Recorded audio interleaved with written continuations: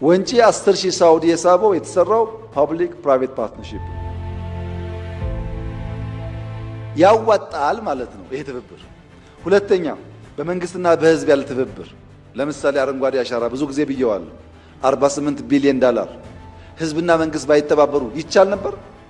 ፕራይቬት ሴክተር ያደርገዋል? ይሄን መንግስት ብቻውን ያደርገዋል? አንችልም። መንግስትና ህዝብ ለጋራ ዓላማ አብረው ሲቆሙ አሳኩት።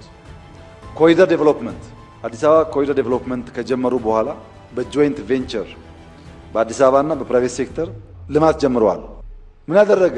መሬቱን ያለውን ሀብት ይዞ ባለ ሀብት አምጥቶ 70/30 40/60 እያለ ዛሬ ግን አዲስ አበባ ውስጥ የሚሰሩ ሞሎች፣ ሆቴሎች፣ ሬስቶራንቶች፣ ማንኛውም ነገር ቢያንስ 30% ሼር አዲስ አበባ አለ። በአንድ በኩል ስራ እየፈጠረ ነው። በሌላ በኩል ከነዚህ የሚገኘውን ገቢ አስቡት።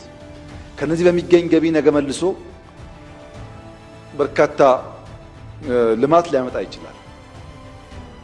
በምን ሰራሄ? በመንግስትና በግል በመንግስትና በህዝብ ትብብር